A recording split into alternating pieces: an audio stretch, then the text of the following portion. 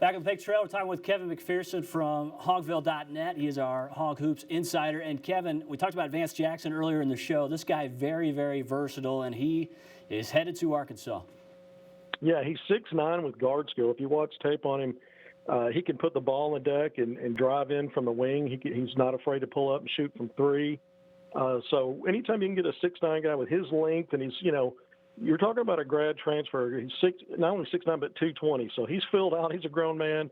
And we know Eric Musselman likes these veteran guys. This is a guy he's familiar with, by the way. Not only did he recruit him to Nevada when Jackson, who was a former top 75, top 100 high school player, was transferring out of UConn after his freshman season, ends up at New Mexico. But Musselman got to go see him live and up front in his last season in Nevada. When that was the 2018-19 season when Jackson was a sophomore, got to face him a couple of times, and Jackson put up some good numbers as the two teams split those games. Now, Nevada was ranked 6th in the country, and Jackson had a big 18-point, 10 rebounds, 7 assists, 3 steal performance in a game that New Mexico won 85-58. So Eric Musselman's very familiar with this guy looking back over the years. And, one of the things that Musselman's going to – I think that he gains value here is what has Arkansas really been missing at that 3-4 spot is a guy that can stretch the floor. They thought John Tilsilla was going to be at last year grad transfer. That didn't quite work out. We know Adriel Bailey wasn't really a guy that was going to stretch the floor for you with some shooting. And then Jackson, you probably talked about his rebounding numbers, but a guy that as a sophomore averaged 7 rebounds a game. That dipped a little to 5.3 this past season as a junior, but a guy that I think is going to also give Arkansas and Musselman value on the glass. Okay, I want to give you 1 minute on this, and that is the portal, the NCAA transfer portal, what it's looking like right now in terms of how it impacts Arkansas. What type of player is Arkansas looking forward to in terms of whether it looks in the post or in terms of maybe a guard? Yeah, I think it's both, and I'll tell you why.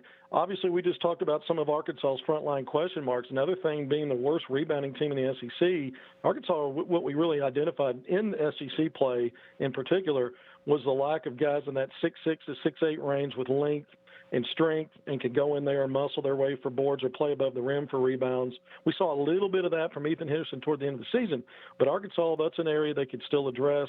Also think when you've got guys like Jimmy Witt, obviously completed his eligibility. Mason Jones, still maybe some question marks, but looks like he's gone.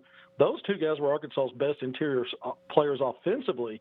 So when you're looking at guards, you're probably looking at some big guards, that can get to the basket. And a guy that I see that's still out there that has Arkansas on his list is Jalen Tate.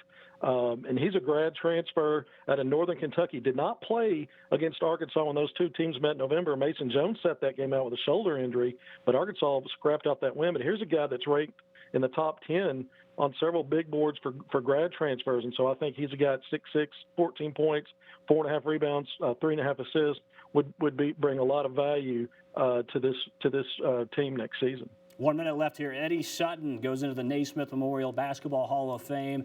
Talk about the former Arkansas head coach and the fact this guy obviously has legendary status around these parts. Well, first of all, coming out of Creighton, here's a guy that was probably can't miss as a legendary coach because he had success everywhere he went. But Arkansas was his launching pad on a national level. Arkansas had not been much of anything in basketball when Sutton took over and brought in the triplets. We know that Arkansas made its first Final Four appearance in 1978 in the modern era of college basketball with Sutton being the head coach.